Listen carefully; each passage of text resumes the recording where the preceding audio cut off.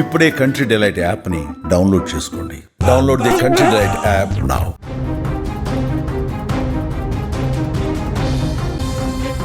ఓ తండ్రి కలలు కళ్ళ ముందే కూలిపోతే ఎలా ఉంటుంది?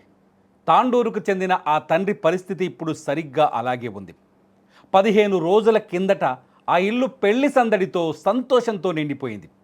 గత నెల 15వ తేదీన పెద్ద కుమార్తెకు పెళ్లి చేసి జీవితంలో ఒక పెద్ద బాధ్యతను పూర్తి చేసుకున్నానని ఆనందపడ్డాడు ఆ తండ్రి. పెళ్లి కళ ఇంకా పూర్తిగా చెరిగిపోనే లేదు. సందడిగానే ఉంది ఆ వాతావరణం. నలుగురు పిల్లలను కన్న ఆ తల్లిదండ్రులు వారితో ఎంతో సంతోషంగా ఉన్నారు. ఇంతలోనే ఒక్క ప్రమాదం ఆ ఇంటిని 3 ఆశా కిరణాలను అమాంతం ఆర్పేసింది. రంగారెడ్డి జిల్లా చేవెళ్ల మండలంలో జరిగిన ఘోర బస్సు ప్రమాదంలో 3 అక్కా చెల్లెలు చనిపోయారు. సోమవారం ఉదయమే ఆ తండ్రి 3ని బస్సెక్కించి హైదరాబాద్ పంపుతూ బాయి చెప్పాడు. ఇంతలోనే దారుణం జరిగిపోయింది. కాలేజీకి వెళ్ళడానికి ఆర్టీసీ బస్ ఎక్కిన వారి ప్రయాణం శాశ్వతంగా తిరిగి రాని లోకాల వైపు వెళ్ళింది. ఆ 3 అక్కా చెల్లెలు ఇప్పుడు శాశ్వత నిద్రలోకి సాగిపోయారు. నిజంగా ఈ ప్రమాదాన్ని, ఆ 3 అక్కా చెల్లెల పరిస్థితిని గుర్తు చేసుకుంటే గుండె చెరువవుతుంది. మీకు అందరికీ తెలుసు ఆ 3 అక్కా చెల్లెల పేర్లు. నందిని డిగ్రీ ఫస్ట్ ఇయర్ చదువుతోంది, అట్లాగే సాయి ప్రియ డిగ్రీ థర్డ్ ఇయర్ చదువుతోంది, తనుజ బీటెక్ చదువుతుంది. నందిని సాయి ప్రియ మన కోటి ఉమెన్స్ హాస్టల్లో ఉంటున్నారు. ఎంతో బాగా చాలా నాన్న మాటల్లో వింటుంటే బాధ అనిపించింది. ఎందుకంటే చదువుల్లో నెంబర్ 1 సార్ నా కూతుళ్ళు, చదువుల్లో అద్భుతంగా ముందుకు సాగుతున్నారు. మొన్నే నా పెద్ద కూతురు పెళ్లి చేశాను. ఆ పెద్ద కూతురు పెళ్ళైన తర్వాత వాళ్ళు సిటీకి వచ్చారు, తిరిగి మళ్ళీ ఇంటికి ఒక్కసారి కూడా రాలేదు.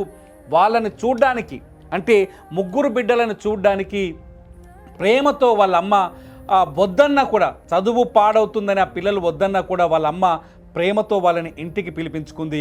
ఇంటికి పిలిపించుకొని పిల్లల్ని చాలా సంతోషంగా చూసి, సంతోషంగా నవ్వి, వాళ్ళతో సంతోషంగా గడిపిన తర్వాత వాళ్ళు నిజానికి శనివారం సాయంత్రమే హైదరాబాద్ వెళ్ళిపోతాం అనుకున్నారంట, లేదంటే ఆదివారం వెళ్ళిపోదామని ప్లాన్ 2-3 రోజులుగా ప్లాన్ చేసుకుంటూ వస్తున్నారు. కానీ ఆ అమ్మ బిడ్డల్ని వెంటనే తిరిగి సిటీకి పంపడానికి ఇష్టపడలేదు. బిడ్డ, మీ కాలేజ్ సోమవారం కదా, మార్నింగ్ ఉదయం వెళ్ళిపోతురు, కానీ తాండూరు నుంచి మనకు బస్సు ఉంది కదా, డైరెక్ట్ తాండూరు బస్సు ఎక్కేస్తే, తెల్లవారుజామున 4 గంటల బస్సు ఎక్కేస్తే మీరు హ్యాపీగా కాలేజీకి అందుకుంటారంటూ ఆ అమ్మ కన్విన్స్ చేసి ఆ పిల్లల్ని ఇంట్లోనే ఉంచుకుంది.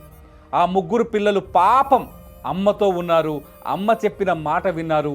3 నిజంగా ఆ ఫోటో చూడండి, బంగారు తల్లుల్లా ఉన్నారు. ఆ ఇంటికి లక్ష్మీదేవుల్లా ఉన్నారు. పెళ్లిలో తీసుకున్న ఫోటోలు ఇవన్నీ, ఆ ఫోటోలు మాకు ఇప్పుడు దొరికాయి, అవి మీకు చూపిస్తున్నాం. ఈ 3 బంగారు తల్లులు ఇప్పుడు ఈ లోకంలో లేకుండా శాశ్వతంగా ఈ లోకాన్ని వదిలేసి వెళ్ళిపోయారు. బంగారు భవిష్యత్తు ఉన్న వాళ్ళు, కోటి విమెన్స్ కాలేజీలో డిగ్రీ చదువుతున్న 2 అక్కా చెల్లెలు కావచ్చు. తనూష బీటెక్ చదివింది, ఎంబీఏ చదవాలని ఆశపడింది.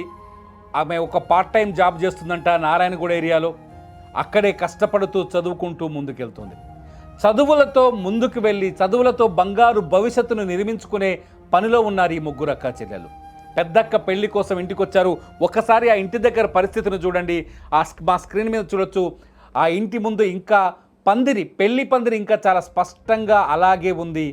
ఈ పెళ్లి పందిట్లోనే ఎన్నో సంతోషాలు, ఎంతో మురిపాలు, ఎన్నో ఆనందాలు నిన్నటి దాకా కొనసాగాయి. ఇంకా చెప్పాలంటే ఈరోజు ఉదయం నిద్ర లేచే వరకు ఆ ఇల్లు సంతోషాల గనిలా కనిపించింది, సంతోషాల వెల్లువలా కనిపించింది. ఆ సంతోషాలన్నింటినీ వదిలేసి హైదరాబాదు వైపు బతుకు కోసం, భవిష్యత్తు కోసం అడుగులు వేసేందుకు హైదరాబాదు వైపు పయనించిన ఆ 3 అమ్మాయిలు దుర్మార్గంగా కేవలం రోడ్డు నిర్లక్ష్యం, ఒక టిప్పర్ డ్రైవర్ ఓవర్ స్పీడ్, ఈ కారణంగా తీరని ప్రమాదానికి గురై ఈ 3 అక్కా చెల్లెళ్ళ జీవితం నాశనమైపోయింది. ఆ తండ్రి కలలు అక్కడే రక్తపు మడుగులో కుప్పకూలిపోయాయి. బస్సు ప్రమాదాన్ని తలుచుకుంటే గుండె ద్రవించేస్తుంది.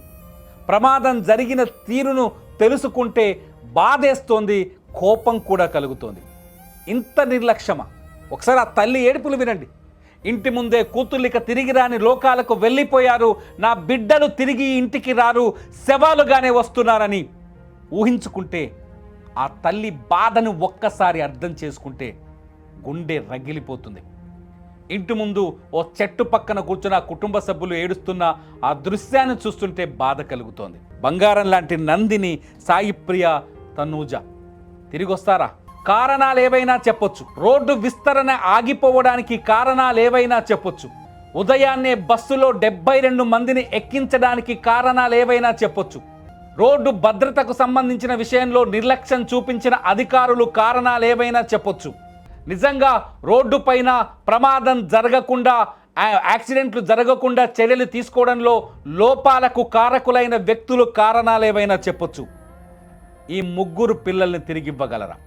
ఒక్కరు కాదు, ఇద్దరు కాదు, అధికారికంగా 19 మంది మరణాలను ధృవీకరించారు. 25 మంది చనిపోయారని తెలుస్తోంది.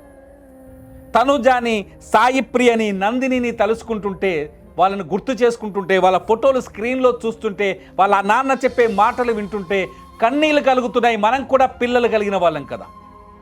ఇది కేవలం ఒక నిర్లక్ష్యం వల్ల, రోడ్ అనే నిర్లక్ష్యం వల్ల. అట్లాగే ఆ టిప్పర్ డ్రైవర్ ఎవరో 25 టన్నుల ఓవర్ లోడ్, అట్లాగే ఓవర్ స్పీడ్తో వచ్చిన టిప్పర్ డ్రైవర్ చనిపోయి ఉన్నాడు. ఆయన పాపం అతను కూడా చనిపోయాడు. కానీ అతని నిర్లక్ష్యం వల్ల, మిగతా వాళ్ళందరికీ అర్థం కావాలని చెప్తున్నాను, అతని నిర్లక్ష్యం వల్ల జరిగిన ఈ ప్రమాదానికి ఈ కుటుంబం ఏం తప్పు చేసింది? అత్యంత సేఫ్, అత్యంత భద్రత కలిగిన ఆర్టీసీలోనే ప్రయాణించింది కదా. మొన్న కర్నూలులో అంటే ప్రైవేట్ ట్రావెల్స్ బస్సు ఓవర్ స్పీడ్లో వెళ్ళారు, గుడ్డిగా వెళ్ళిపోయాడు, మనం ఒప్పుకుందాం. అక్కడ చనిపోయిన వాళ్ళు ప్రైవేట్ ట్రావెల్స్ని ఆశ్రయించడం ఒక తప్పనుకోవచ్చు ఏదో ఒక దశలో. వీళ్ళేం చేశారు? ఆర్టీసీ బస్సే కదా వీళ్ళెక్కింది. వీళ్ళ ప్రశ్నలకి, ఆ తండ్రి అడుగుతున్న ప్రశ్నలకు సమాధానం చెప్తారు. ఒకసారి ఆ తండ్రి మాటలు వినండి. ఒకసారి ఆ తండ్రి మాటలు మీరు వింటే మీకు అర్థమవుతుంది. ఒకసారి ఆ తండ్రి మాటలు వినిపించండి. బాబు సార్, బాబు 10th క్లాస్. ఇప్పుడు ఎగ్జామ్ రాస్తే 5 లాస్ట్ అమ్మాయి పెళ్లి అయిపోయి, మొన్న ఫస్ట్ అమ్మాయి పెళ్లి అయిపోయింది సార్. మొన్న 17 పెళ్లి చేసాం.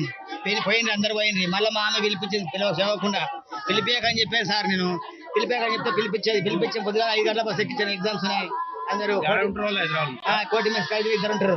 అందులో సీట్ వచ్చింది, ఫ్రీ సీటు. మార్కుల్లో ఫస్ట్ సార్, ఇంకొక ఆమె బీటెక్ సార్. ఆమె నారాయణ కూడా ఉంటుంది సార్, హాస్టల్లో బీటెక్ లో. వాళ్ళ అమ్మ ఈ ముగ్గురు పిల్లల్ని ఆపకపోయినుంటే కనీసం బతికుండే వాళ్ళేమో. శనివారం రోజో ఆదివారం రోజో వాళ్ళని హైదరాబాద్ పంపించి ఉండినుంటే ఈ ముగ్గురు బతికుండే వాళ్ళేమో. పాపం మరణం వాళ్ళని పట్టుకొని వెంటాడిందేమో, విధి వాళ్ళని వెంటాడిందేమో. ఎంతో ప్రేమించే ఆ కన్న తల్లి ద్వారానే వీళ్ళకి ఆ మరణం వీళ్ళని వెంటాడి, వీళ్ళని ఆ కన్న తల్లి మూలంగానే ఆ మరణం వీళ్ళని తీసుకుపోవాలని ఆశించిందేమో. నిజంగా తలుచుకుంటే గుండె బరువెక్కుతుంది. దీనంతటికీ కారణమైన, ఒక రకంగా చెప్పాలంటే రాజకీయ కారణాలు ఉన్నాయి, రాజకీయ నాయకుల నిర్లక్ష్యాలున్నాయి, పాలకుల నిర్లక్ష్యాలున్నాయి. వీటన్నింటికీ కారణమైన వ్యక్తులని ఎలా శిక్షించాలి? ఏం చెబితే ఈ తల్లిదండ్రుల కన్నీరు ఆగిపోతుంది? మీ అభిప్రాయాన్ని వీడియో కింద టైప్ చేయండి. చూస్తూనే ఉండండి అప్డేట్స్ కోసం సుమన్ టీవీ. 15 రోజులు అయితే పెళ్ళి అంతే, ముగ్గురు చచ్చిపోయిందట.